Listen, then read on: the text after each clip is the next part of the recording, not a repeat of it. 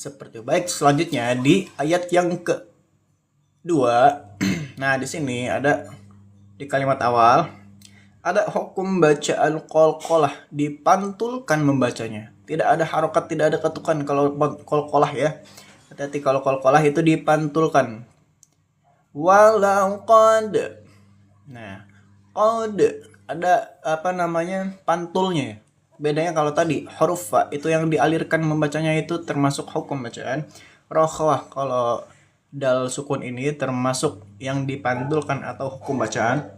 Qalqalah sobat Quran, jangan sampai tertukar antara qalqalah dan rokhawah sobat Quran ya. Insyaallah semuanya, saya percaya sama semuanya di sini yang menonton faham cara membedakannya, faham juga cara mempraktikannya, karena saya juga percaya buat sobat Quran yang di sini yang menonton pasti dipraktikkan. Saya percaya. Masya Allah. Kita contoh kasih lagi. Walau qad fatannal ladzina. Ya, hati-hati ya dipantulkan membacanya. Kemudian di sini juga ada tadi sudah kita jelaskan nun bertasydid itu termasuk hukum bacaan gunnah, didengungkan dua ketukan sobat Quran ya. Selanjutnya di sini ada hukum bacaan ikhfa, nun sukun bertemu dengan huruf qaf. Hati-hati ya, nun sukun bertemu dengan huruf qaf itu termasuk hukum bacaan ikhfa. Nah, dibacanya samar sobat Quran, jangan sampai tidak disamarkan ya. Ikhfa syafawi ya, betul. Termasuk hukum bacaan ikhfa syafawi. Kemudian didengungkan membacanya ya. Kita contohkan. Min qablihim. Qaf juga hati-hati. Kadang orang-orang tuh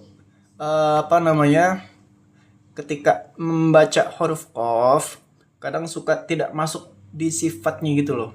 Jadi bener-bener sifatnya harus dari tenggorokan huruf qaf keluarnya ya. Kita contohkan sekali lagi.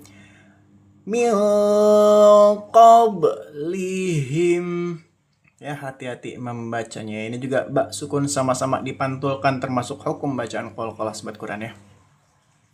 Ini juga sama, ada nun bertasydid, didengungkan dua ketukan sobat Quran. Jangan sampai tidak didengungkan dua ketukan. Selanjutnya di ayat masih di ayat yang ketiga juga sama didengungkan gunnah, didengungkan dua ketukan. Nah, ini saya suka ketika bertemu dengan lam sukun ini loh. Lam sukun kadang orang-orang jangan sampai terburu-buru membacanya. Kalau terburu-buru jangan sampai dipantul karena lam sukun. Hati-hati. Lam sukun ini termasuk hukum bacaan rokhawah ya sobat Quran, jangan sampai salah. Lam sukun termasuk hukum bacaan rokhawah yang dialirkan membacanya. Jangan sampai dipantulkan membacanya ya. Ada kadang ada juga ketika saya menjadi makmum, imam itu membaca suratul Fatihah di ayat yang kedua itu. Kadang ketika imam terburu-buru itu salah.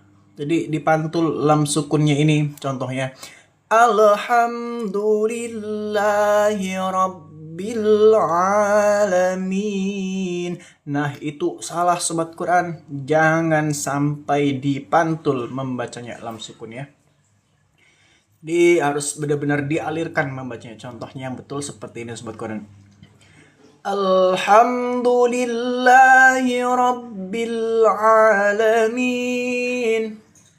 Harus dialirkan membacanya, jangan sampai salah. Pokoknya saya tidak mau tahu lam sukun, jangan sampai terburu-buru membacanya.